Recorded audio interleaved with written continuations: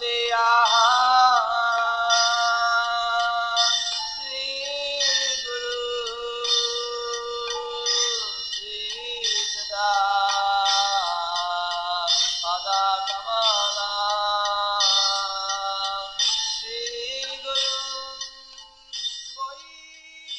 following is a class given by His Holiness Jayapataka Swami Maharaj on October 15th, 1982. The class begins with a reading from the Srimad Bhagavatam, 3rd Canto, Chapter 15, Verse 19.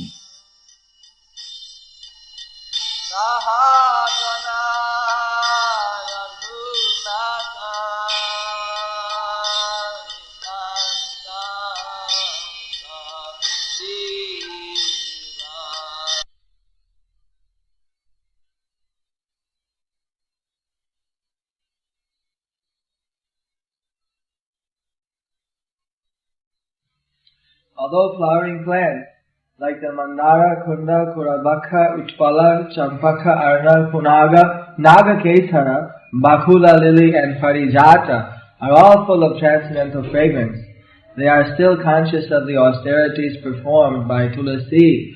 For Tulasi is given special preference by the Lord, who garlands himself with Tulasi leaves. The importance of Tulasi leaves is very clearly mentioned here. Tulasi plants and their leaves are very important in devotional service.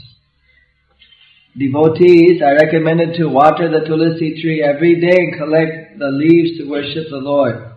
One time an atheistic Swami remarked, "What is the use of watering the Tulasi plant? It is better to water eggplant.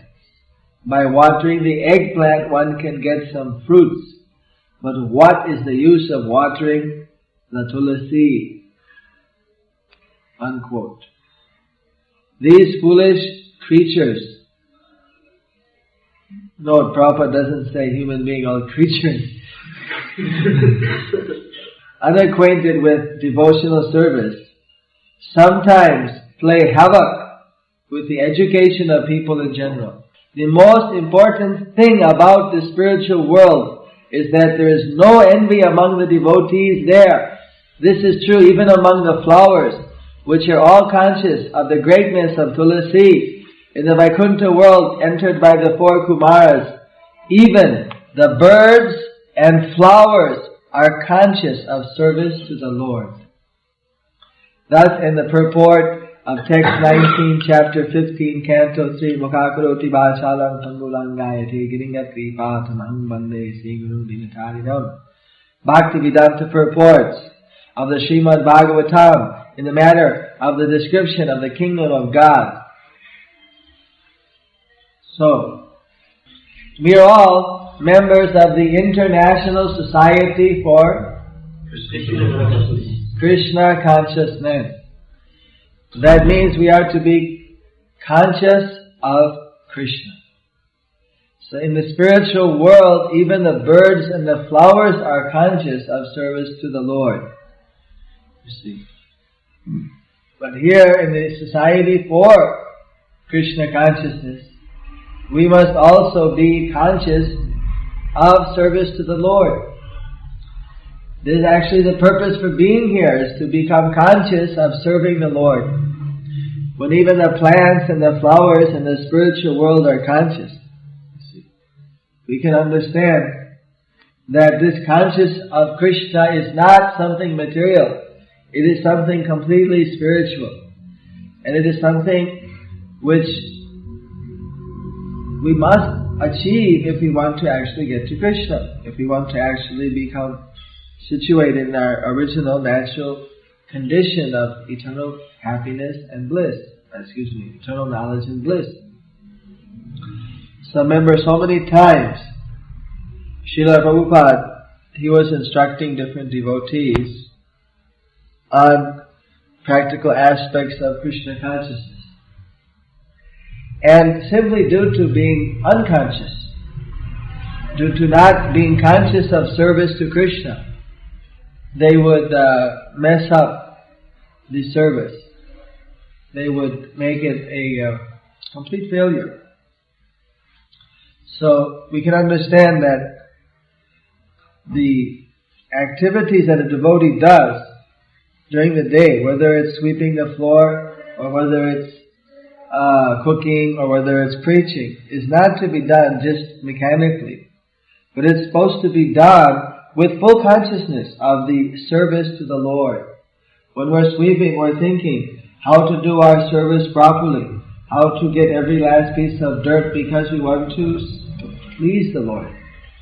Not that this service is not important, let me just do this service very quickly and we're thinking of something else. No. Everything we're doing, we should be fully conscious of the service to Krishna. How we are directly trying to please Guru and Krishna. The plants here, they are conscious, that Tulasi Devi is a greater devotee. She's got more favor from Krishna. You see, in material world, if someone is greater, then everyone wants to reduce that person's power.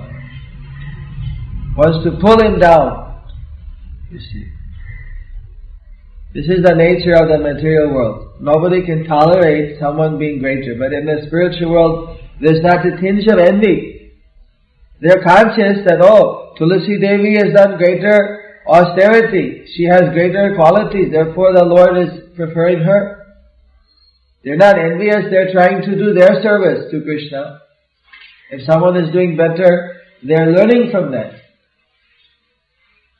Similarly, in the International Society for Krishna Consciousness, the only way that we can achieve full success is by also completely eradicating every last tinge of envy from the society. Because envy is something which does not exist in the spiritual world. So therefore, in a spiritual society, there must also be no envy. Envy taking shape, any form of intolerance about another devotee achieving some more recognition or better type of ability to serve. It's not to be the cause of envy, rather it should be the cause of admiration or the cause of so many favorable sentiments. You see, envy is something which is completely the opposite of all spiritual sentiments. Just like you can engage everything, calm, lust, you can engage in the service of Krishna. Krodh, greed. Sometimes people are very greedy to get all type of things for Krishna's service. Kam, Krodh, Lobh. Krodh rather is anger. Sometimes Hanuman was angry to see Sita was being offended. You see, sometimes even in Dwarka there's some anger. Satyabhama became angry. But that was how to satisfy the Lord better. So in this way there are different moods in devotional service. And they can all be engaged in the service of the Lord. But this particular thing, envy, to bring the other person down, that is not a desire. Because that, how will that please Krishna? Rather, how to please Krishna more through service, that is the practical idea. If someone is able to please Krishna more, you know that Krishna appreciates anyone who appreciates his devotee. So by appreciating that devotee, you're serving Krishna. How is it a service to envy someone? So here we see that the most important thing about the spiritual world is that there is no envy among the devotees there. Right from the flowers up to the very gopis and other devotees. Even Radharani, we can understand that she is very eager to serve Krishna. Even she will bring any other gopi to Krishna. She's not anxious to only take Krishna for herself. Whatever will please Krishna more. Anyway, these topics are very exalted topics, but we should understand that in the spiritual world there is nothing to do with the material viewpoint. Material viewpoint is something altogether different There one is conscious of the bodily needs. One is conscious of the mental needs. One is conscious of everything except for serving Krishna. Bhaktisiddhanta Saraswati Thakur said that in this material world there's nothing missing. Everything is there for our sense gratification. You see, but the real thing that's missing is service to Krishna. So when people are conscious that yes, I should serve Krishna. If you say serve Krishna, the atheist say, why serve Krishna? Who is Krishna? How do I know there's Krishna? Why should I serve Krishna? What do I get out of service? There's so many questions they'll bring up. Because they don't have any understanding of who they are. They have no understanding who is Krishna. They have no consciousness about the importance and the necessity of serving Krishna. That's why they're rascals. You see, that's why they're most unfortunate. So this human society is being misdirected by such rascals in the dress of saintly people, just to destroy any consciousness they have of service to Krishna. And the devotees, what they institute immediately is consciousness of service to Krishna. Everyone should be conscious that we should serve Krishna. Because this consciousness of serving Krishna is so powerful, even in contemporary religions, the consciousness of serving God is not so strong as the consciousness of God supplying the needs to us. O Father who art in heaven, hallowed be thy name. Give us this day our daily bread. Give us what we want. Or like in Durga Puja, Dhanam Deya Pratista Deya Siyam Deya Pujam Deya. Give me money, give me wealth, give me power, give me beauty, give. The consciousness is give me, serve me God, serve me God, serve me with this, serve me with that, serve me with this, serve me with that. You see, we want God to serve us. That's ordinary religion.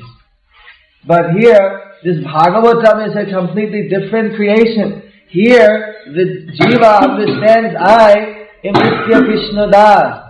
Jiva Sarup Hoy Nitya Krishna Das. I am the eternal servant of Krishna. Gopivarta Pada Kamalayo Radasa Das Anudasa. And to serve Krishna, that is the culmination. That is the apex of spiritual realization. This is what we should be hankering for. To simply serve Krishna. Because serving Krishna itself is the most intimate and the most confidential realization, which includes everything else. If you serve Krishna, you're so close to Krishna that you can see everything from the highest transcendental viewpoint. You see, you want to see what's going on in the kingdom. No one knows better, you see, than of all the background things that are controlling the kingdom than the king himself, because he's got his spies, he's got his intelligence going in the common man, he's got his people in the government, he's got people everywhere. His management ability, if he's a well-placed king, is going to be all-pervasive. So anyone close to him also will have a very good perspective on what is actually happening. And everyone knows that that's the most powerful position. So similarly, to be the servant of Krishna, that is the most exalted position. It's not an ordinary thing. So anyone who's intelligent, they know there's no use in envying the trusted person of the Lord. Because if you do that simply, it means that you are untrustworthy. You are not qualified to come into the intimate circle. That means you must have some ulterior motive. Because a truly trusted person is only going to act on the interest of the Lord. And you want some other interest, therefore you are angry at him. If your interest is also the Lord's, you are very happy that, such a good person is serving the Lord. Now finally, some nice service can be done to the Lord. Because interest is one, therefore you also become admitted, alright, you're also in the intimate circle. So this service to Krishna is actually the most confidential secret. It's not even revealed. In most of the religions of the world, it's only hinted at that we should love God. What does love mean? to render Him service. You see, rendering service is so important. So, what service we can offer God?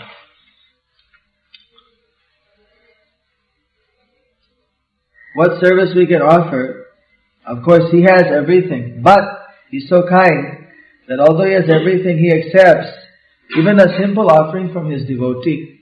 We can begin by offering a tulsi leaf in a glass of water. Patram, puspam. The patra means what? That's the leaf. The leaf is tulsi leaf. Toyam, you offer tulsi leaf in water, and the Lord, He will accept that. Patram puspam phalam toyam. These simple things, the first thing, patram, that leaf, that's a tulsi leaf. If we offer that to Krishna, we can please Him. If we offer with devotion. That's Krishna's magnanimity, that's His greatness, that although He's in the most exalted position, He has nothing to fear. He cannot be impeached, He cannot be dethroned, He cannot be in any way challenged. If someone wants to oppose Him, He just puts them in the material world and lets him fight with his material energy. There's no problem for Him. You see. He could stay aloof. He is aloof. At the same time, He, not in a condescending mood, but in a mood of love and reciprocation, He agrees to accept the offering of His devotees. You see, that's what Krishna is so wonderful. When one hears about the wonderful qualities of Krishna, then naturally one wants to serve such a great person. Everyone wants to serve such a great person except for the demons and atheists and the envious people, who want themselves to be glorified and want to serve themselves, and who have all type of misconceptions about the truth. So therefore we preach Bhagavad Gita, Srimad Bhagavatam, we educate the people what is real knowledge, because if they actually understand who they are, if they have real knowledge, then they can give up this false position, they can give up their envious position. So Chaitanya Mahaprabhu has given us a simple process of serving, beginning from chanting and hearing. And chanting and hearing, by chanting the Hare Krishna Mahamantra, Hare Krishna, Krishna Krishna, Hare Hare, Hare Rama, Hare Hare. To develop, Hare Krishna, to develop our spontaneous awakening into Krishna consciousness. Here we see that in the spiritual world everyone is already awakened. That even the flowers, they are conscious. The birds are conscious. Everyone is conscious.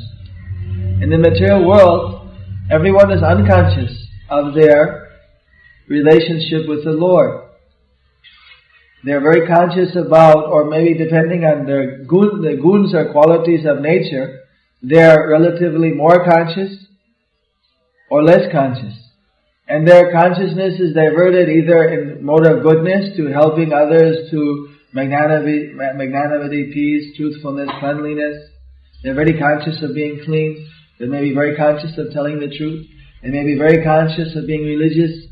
They may be very conscious of things like that. It's all in the mode of goodness. Then the person in the mode of passion is very conscious of getting his profit. Very conscious of getting the pleasure and the things that he wants, that the person wants out of every situation, out of accumulating more and more, out of defeating any enemies. These are all in the mode of passion. In the mode of ignorance, there one is very unconscious, you see. Or the consciousness is diverted into frivolous things, into intoxication, into sleep, into madness. You see, but even in all these three, naturally the mode of goodness is more elevated. But even there, it's not that necessarily there is consciousness of service to the Lord. That is why even the material mode of goodness is not good enough to take one to the spiritual world. You see. Therefore, whether one is relatively good, passionate, or ignorant, the necessity of awakening the original consciousness of our relationship with the Lord, of our service with the Lord, is essential. So because Lord Chaitanya's movement is purely on this transcendental platform, therefore he can awaken anyone, whether they are in the mode of goodness, passion, or ignorance. Normal Varnashram understanding, this Hindu understanding, because they don't know about this service to the Lord, they are not conscious, therefore they think that, well, whatever quality a person is born in, because they see that it normally stays the same, see, that's a fixed thing. You see.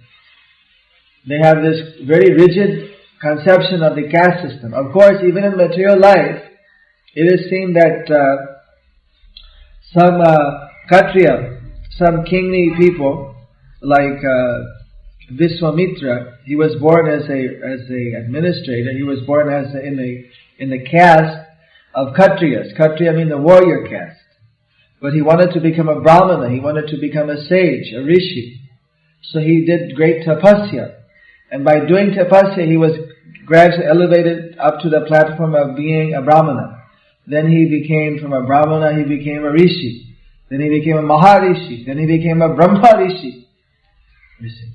So finally, when he achieved the stage of Brahmarishi, and he was able to control matter with his mystic powers, he was able to do amazing things. He had previous birth recollection. He could see the future. So many things he achieved by being a Brahmarishi. He could travel to different planets. He could create things. He had all the mystic powers. At that time, Vishishta, who was the guru of Ramachandra, who was right from the beginning, he was born a Brahmana, and there was always he was a Brahmarishi. Before that, there was some rivalry because Viswamitra always wanted to prove himself that he was as good as Vishishta, but he had never come up to that level of being a Brahmarishi. He was always on the lower stage. So finally, when he got the blessing from Brahma to become a Brahmarishi, then Vishishta congratulated him, and yes, alright, so you're a Brahmarishi, but this is not the top. So, what? A Brahmarishi on the top? He says, no. I also a Brahmarishi, I know. Now you have finally become a Brahmarishi. I can see that you have achieved that level of consciousness. You have achieved that power. But we are not the top level. Far greater than us are the pure servitors of the Lord, of Vishnu, of Krishna. Because even we are Brahmarishi, still our power is within this material world, and their power goes beyond into the spiritual domain. Vishwamitra was taken aback by that. He didn't understand how I'd worked all along to become a Brahmarishi, now there's something greater than that. You see, that's also mentioned that when one achieves even the Brahman realization, from there you can go into actual pure devotional service. Brahmabhuta prasanatman asochiti nakangshite shanga sarveshu bhuteshu madhu bhakting labate puram. After realizing Brahman, then it's possible for them to go into pure devotional service. See, so normally a person would go through all the different yogas, would achieve full realization, become completely freed from all sinful reactions, become elevated to the spiritual platform, and then from that platform could enter actually to serve the Lord. Because how can one serve the Lord unless one is completely pure? So this is the special facility that Chaitanya Mahaprabhu is given, and that Krishna himself gave to some extent when he was there, that if one directly surrenders to the Lord, even though one hasn't gone through all of those other step by step austerities and penances to come up to the level of liberation, that simply by surrendering unto the Lord, one can achieve that level of devotional service. And if surrendering unto the Lord is difficult, that Lord Chaitanya has made very easy that even without surrendering, if you chant Hare Krishna, because Krishna's name is so sweet, as I mentioned yesterday, that one gradually develops a taste for that chanting, starts to relish it, and by relishing Krishna, the desire to go to Krishna and to serve Krishna finds its place in the heart, It's already there in the heart, it's uncovered, and then it's very easy for one to come up to that perfectional platform. So, in the spiritual world, everyone is conscious of their service to the Lord, and in the material world, we lack that consciousness.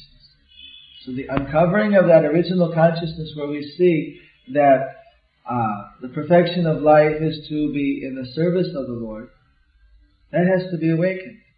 In the Vaikuntha Lokas, there, this taste for serving the Lord is so strong, not only amongst the flowers and amongst the bees and amongst birds and amongst all the other residents, even there, the humans.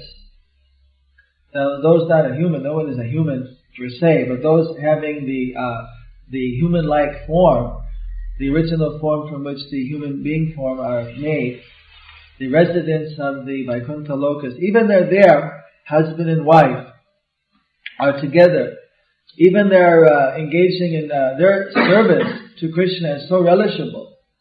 The service to Narayana is so ecstatic that even there's hugging or kissing, that the desire to have sex never even comes in the heart. They're already so satisfied that desire is not at all existent. And all the concomitant difficulties that come from what we see in the material world as the gross sex life, that is not even there. Therefore, there's no need for birth. When there's no material sex life, means there's no birth. No birth means there's no death. Everyone is existing eternally in transcendental knowledge and bliss. So, of course, these things are very difficult for understanding. But everything is there in the spiritual world. But it's there in a perfect form. So for the purpose of creating a material world, so that those souls who are fallen from the spiritual world, so many facilities have been given to ensure that there is future generations, so more souls that are coming can get a place, to ensure that things are maintained. Just like for eating, if food didn't taste good, why would we eat? Poison, generally speaking, doesn't taste good. Things that are rotten, bad, they don't taste good.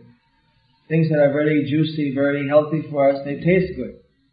So, in this way, we eat because maybe an ordinary person is eating because it tastes good. But actually we need to eat for our body.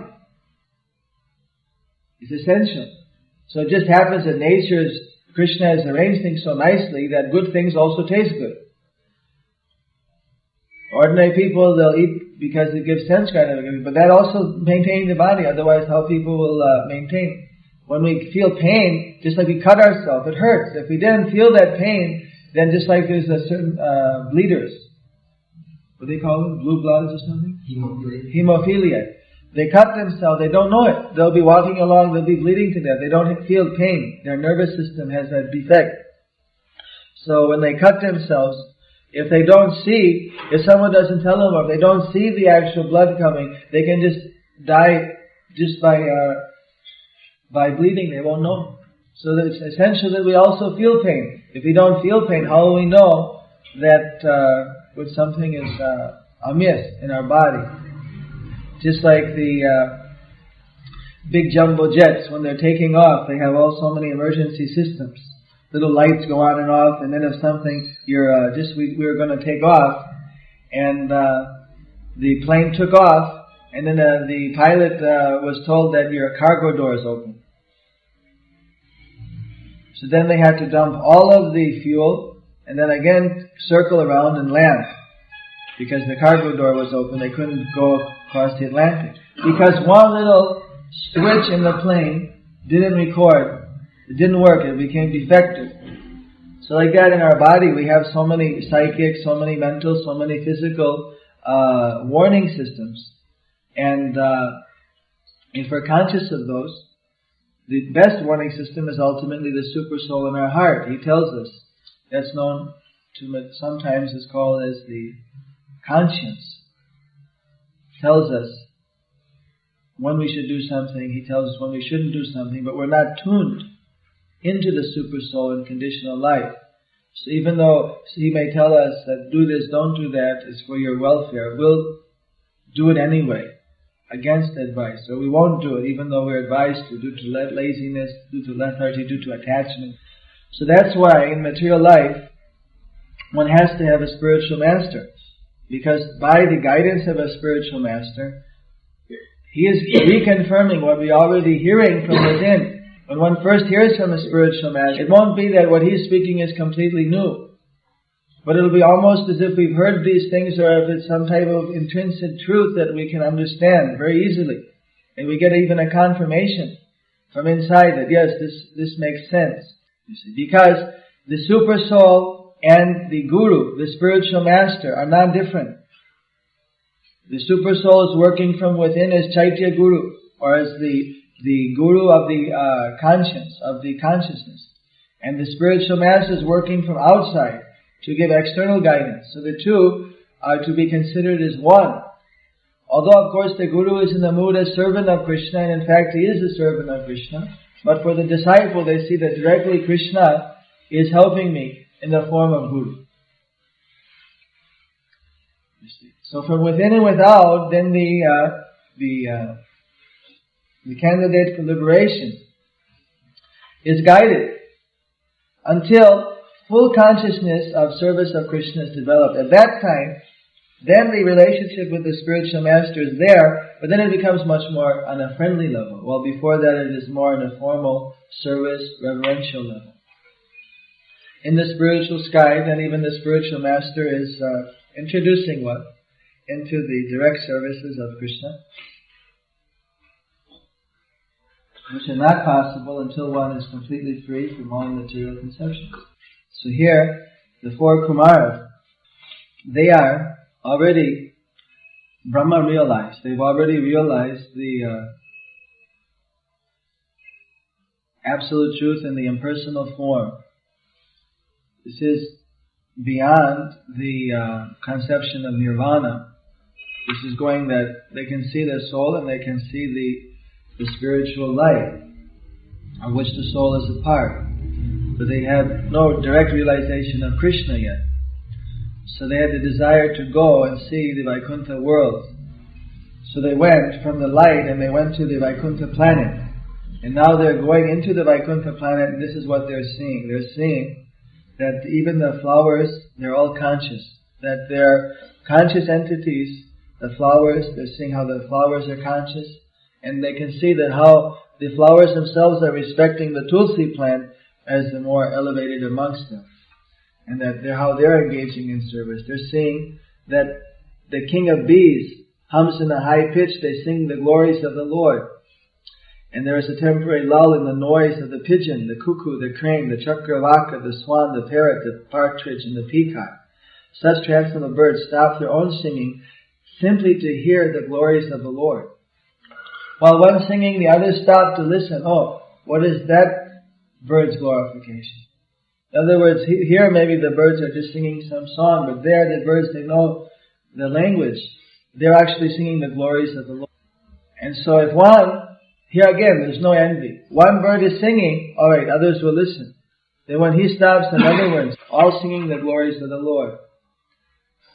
These are the descriptions when the Kumaras came for the first time into the Vaikuntha planets, they were seeing. In the Vaikuntha planets, the inhabitants fly in their airplanes,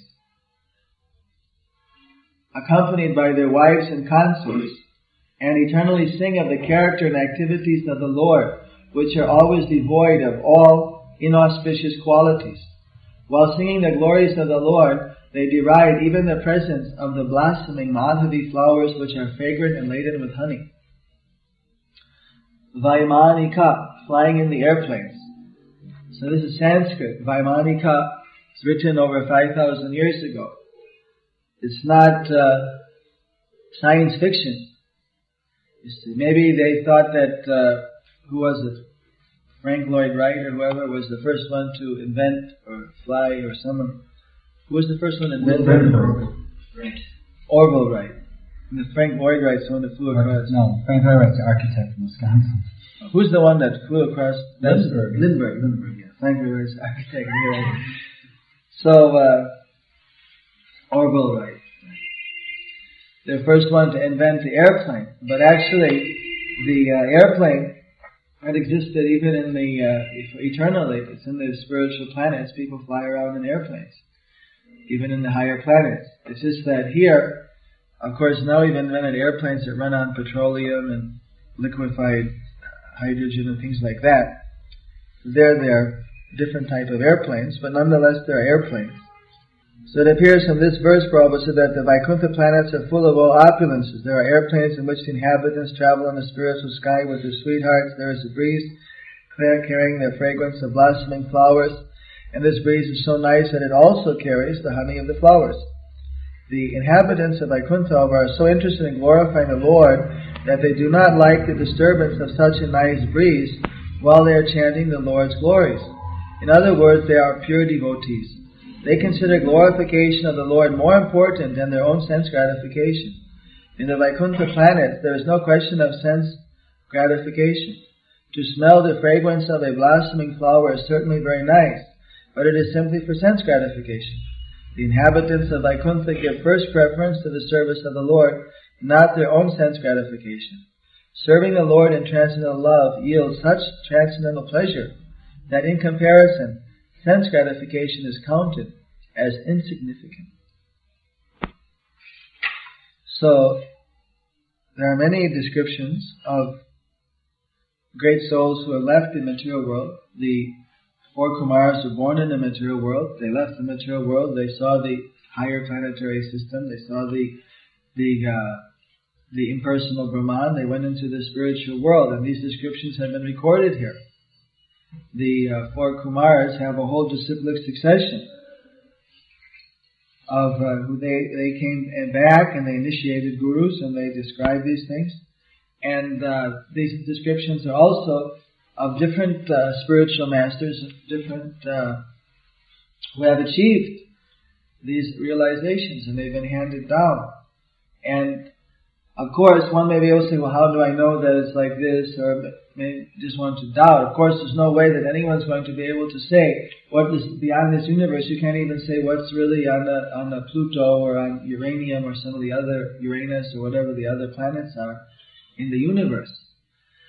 One can't even say what's on them. The material scientists are still trying to figure out what's on Jupiter. What's on Jupiter has all the rings. Saturn has the rings. They don't know exactly what the rings are made out of. Now they've been hearing from Saturn. They've been hearing music. And they don't know really what's going on. They say that it's definitely music. You can see that it has a very modulated, definite repeating type of frequencies, and it appears to be music or some kind of like that vibration. And of course they don't know exactly what it is. Because they're all trying to figure it out from the telescopes and by sending probe satellites and things like that. It's practically impossible really to get any clear kind of understanding. So the mystic yogis, they would go in their spiritual form, in their spiritual bodies, and they would see not only this universe, but what's beyond. So obviously there's no other way of knowing what's beyond. At least they have been so kind to come back and explain the basic step-by-step process that one can achieve realization of the spiritual body. And so although you may not be able to immediately say yes or no to what they describe as the ultimate realization, but they're taking us from point A, from the very groundwork. So we can know that, well, they describe it. You go from here, you do this, and you get up to the next step. So one does that much one can do, like you chant Hare Krishna. First of all, you associate with devotees, you chant Hare Krishna. Then you will come up to the next level where you'll start to become purified from so many material agitations and desires, and you'll become gradually more fixed. You'll become more, you'll develop a certain stage of steadiness. And so then a person's going on from there, so the next stage will develop a type of ecstasy, a taste. Sure enough, that comes. Then one goes and you become very attached. And then attachment brings another form of transcendental pleasure with it, of having some feeling of very great intimacy with the Lord. And then in every state it tells one from the external point, from the sideline point, from the personal experiences one will feel, as well as from subtle symptoms, how the mind will gradually change, how a person in advanced devotional service doesn't waste any time, how is always engaged in devotional service, how you can see that how the identification with Krishna becomes more and more strong. All these things are very nicely documented, you see. So ultimately, if one follows the process, the road is already road marked, the signs are already there. Someone who's never gone, just like Columbus, he told everyone, I went over to America and this is what I saw. I was like, how no? I mean, we don't believe you, we didn't see it, So then he went back again, brought over a plant or something. You see, look at that, this is not from here. So similarly, they have been brought back much greater than bringing back anything else. What they have brought back from the spiritual world is the spiritual ecstasy. As soon as one tastes even a drop of that ecstasy, immediately one knows that this is not from this world.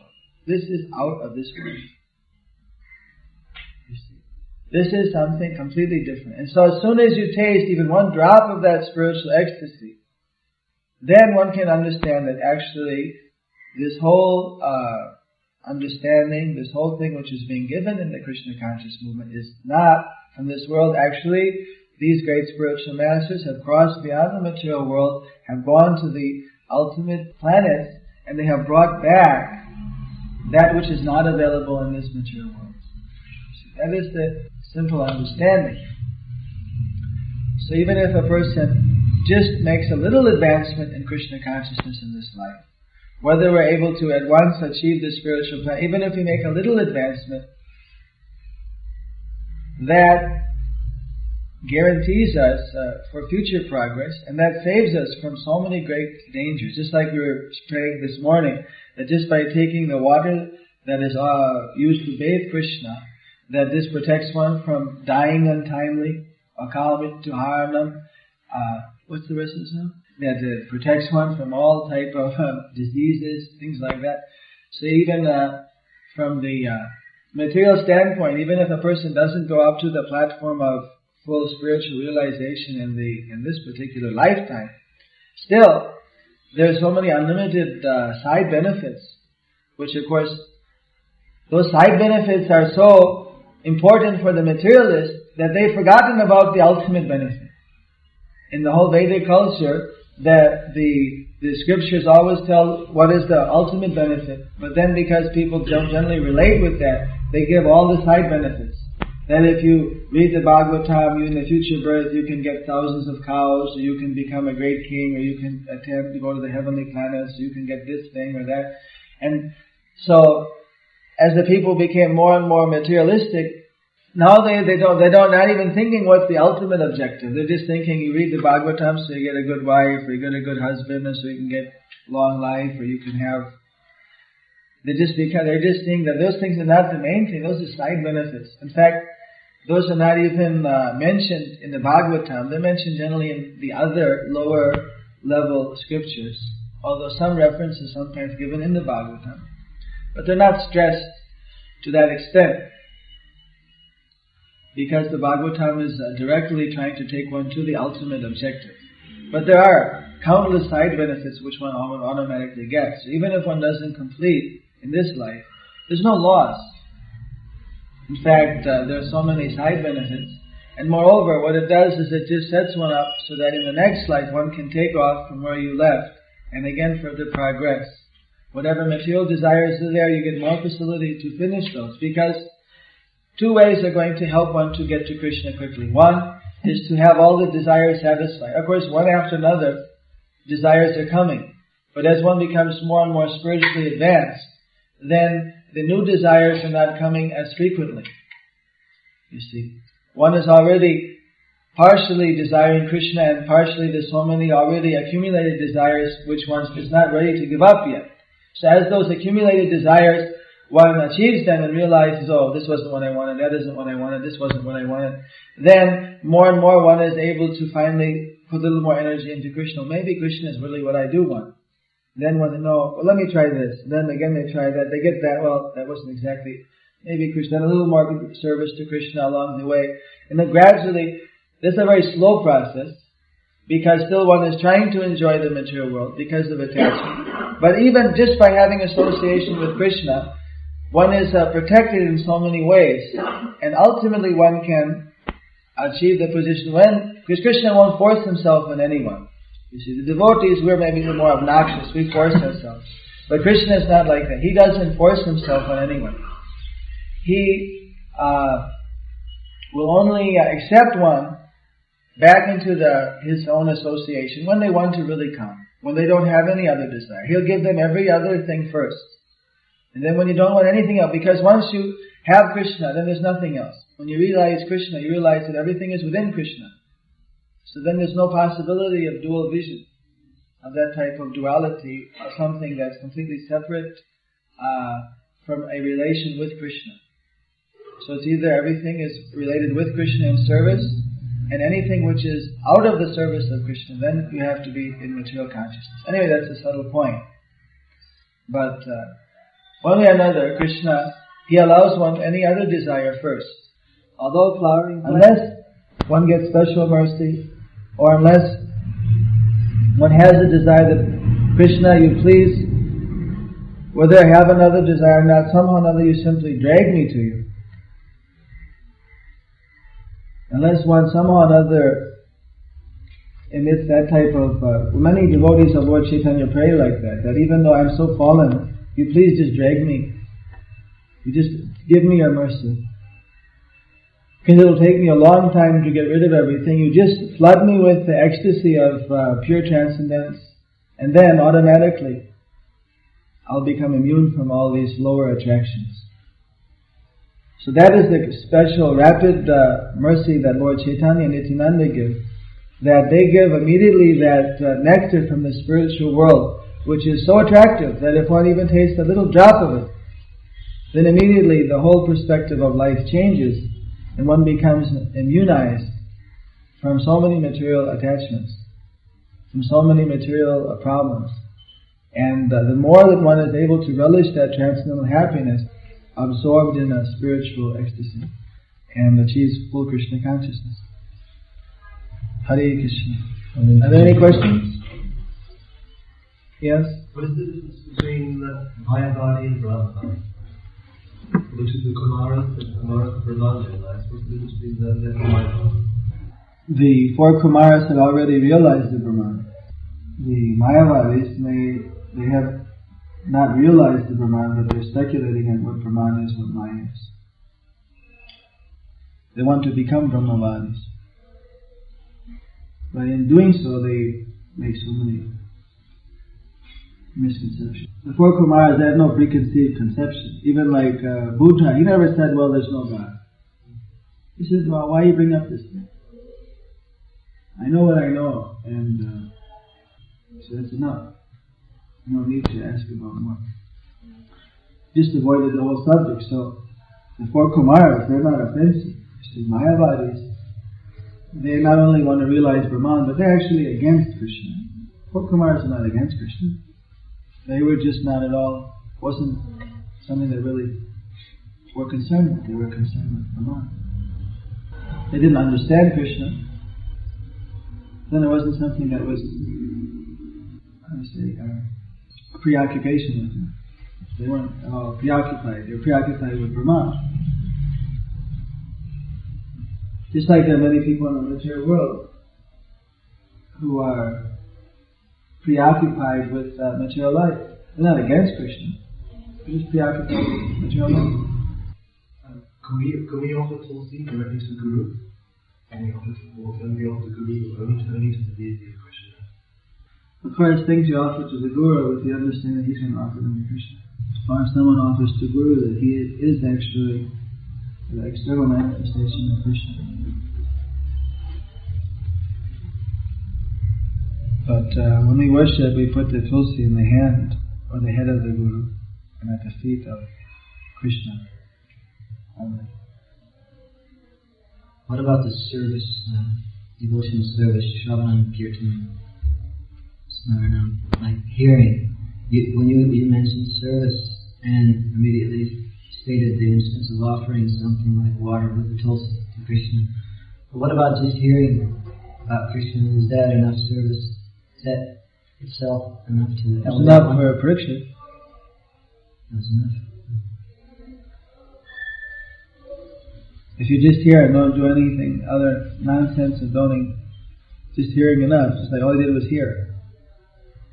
Non-stop he heard for 7 days and then he left his body.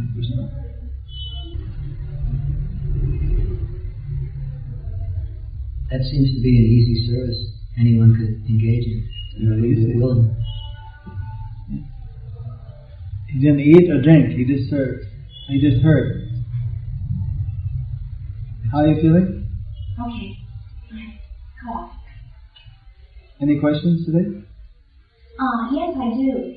Yesterday you mentioned offenses while chanting.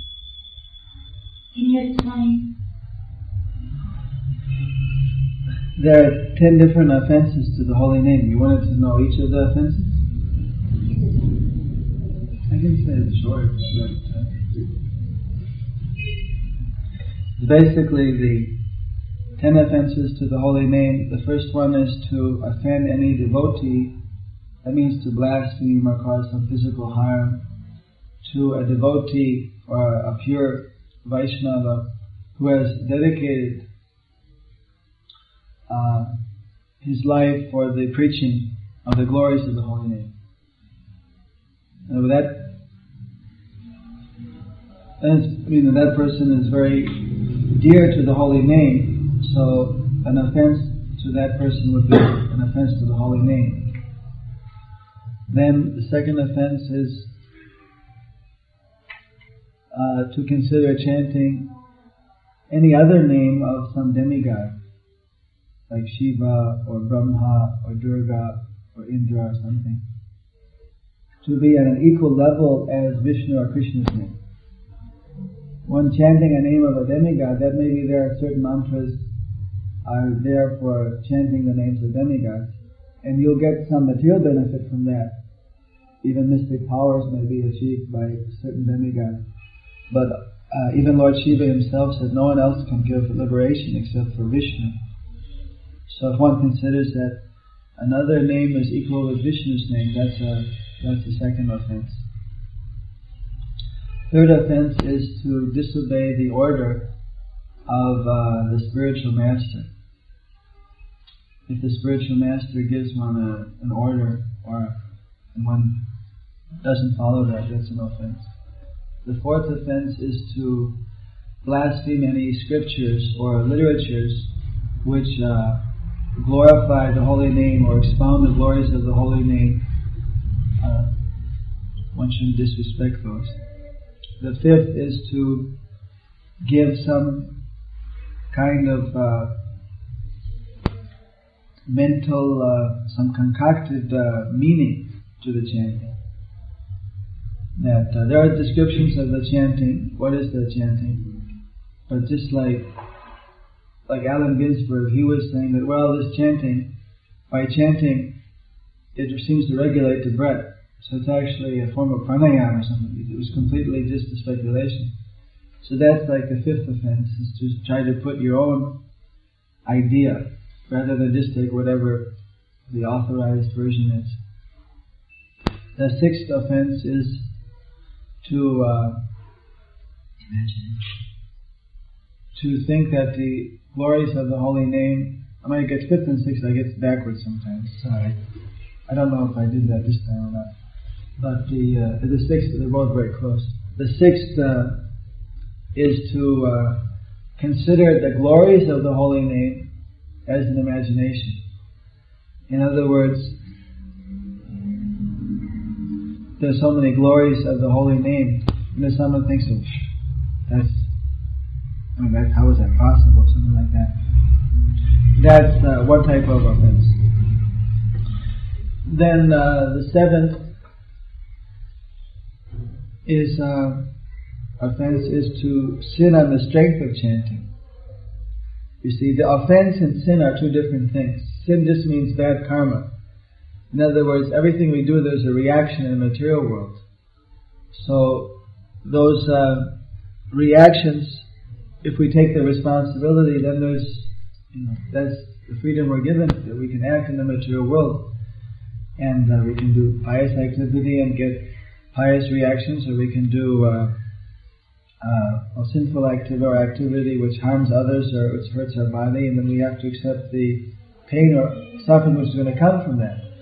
Now, when someone understands that by chanting, I can get rid of, I can neutralize the effect of karma. It's one of the secrets of chanting. So then if a person makes like a conscious plot that it's alright for me to do this, and then I'll chant Hare Krishna, and then I won't have to suffer for it, then that's an offense. Because Krishna's name and Krishna are not different. He's intelligent. So, most intelligent. So obviously he's not going to be so foolish that a person can do that. If one may do some activity within the field of karma and still chant Hare Krishna, that's not the same. That's not that offense. The conscious idea to kind of exploit chanting is considered offensive. If one still takes responsibility for what one does, not asking that, well, by chanting just by chanting that somehow or another I can come above all the karma, and that's not offensive, that's sincere. Eighth offense is to consider the chanting of Hare Krishna as equal with a pious activity. Just like the Buddhists, they're trying to always accrue merit, means good karma. They feed the monks, they do so many pious works to get merit or to get punya, as they would say in the Sanskrit, to get good karma. So someone thinks that, well, chanting Hare Krishna is another form of good karma. That's an offense. Because chanting Hare Krishna is far beyond good or bad karma. It's actually a complete spiritual vibration, which can not only give good karma, but it can do a lot more than that. So it's like an understatement. It's like if there was a great person, like if you called the king that, well, you're one of the nicest ministers I ever met or something, would be like the greatest offense. I mean, it's understatement. So then that's not the greatest offense. I mean, the worst offenses of all that so far I mentioned are to offend a devotee who's dedicated his life to preaching, and to sin on the strength of chanting. These two are very serious. The first one is the most serious. And of course the greatest devotee is the Guru, so if one offends the Guru, that's of course then a very great. Obeying the Guru is two different offenses. So then the ninth offense is to preach to the unfaithful. They say the glories of the holy name. That two of the offenses here were mentioned were about if one doubts the description of the holy name, or if one sins on the strength of chanting, things like that. So that if one is who doesn't have really any faith in Krishna is explaining too much about the holy name, then sometimes they may prematurely say, because they haven't really come up to that level of philosophical or spiritual realization, they may commit that one offense. That, oh, how can that be possible? In this sense, the preacher is a little bit responsible for having told that person who wasn't really ready to hear all the esoteric understandings about the holy name. That risk preachers take all the time. There's some code lines that give them a separate instruction for preachers, what to do. Then the 10th offense is to be inattentive while chanting. Meaning that more and more as one learns about the holy name, and as one even is able to experience different realizations from chanting, if still one is not very attentive to chant, not very serious about chanting, then because it's neglecting a lot of special favors that Krishna has given, that the holy name is given, just due to being lazy or lethargic or In general, it's an offensive mentality. That offense, practically everyone is more or less guilty of, until one is completely pure. So in the beginning stage, so these are offenses. There's a difference between karma and offenses, because an offense is directly related with Krishna. Just like, can you understand the difference between offense and karma? That just like, say one of you go out and get a ticket for speeding. So as a result of that, it causes a lot of problem, but it's not like it's not going to destroy, generally speaking, the relationship between two people. It's just that, why did you do that? You have to suffer, but because of getting the ticket yourself. But something directly like doing something which directly is hurting a person. Hare Krishna. That's an offense. So karma is not directly related with Krishna. That goes on automatically. But the offenses, the service and offenses, these things are directly related. So that's why no matter whether a person has got very bad karma, but if that person does service to Krishna, that service can just penetrate through all the karmas and can uplift the person. So the only thing that could stop that service of Krishna from acting is offenses, which are the doing something directly which was painful for Krishna. So it's saying that sometimes people say, well, it's dangerous, then I better not to chant because I'm going to be committing offenses. So that there's the three stages: the offensive stage, where we reduce the offenses, and one that's completely offenseless. And that because Krishna is so kind, just like a small baby commits so many offenses to the parents. Maybe he yells at them or argues or cries, does so many things, but or maybe even throws something on the floor. But because it's still better to be offensive, because at least there's a relation, like a baby and the child, there's some relationship is there, and then that way, gradually from there, one can come forward. It's better to be chanting even if it's offensively than not to be chanting at all. Although better than that then is to reduce the offenses.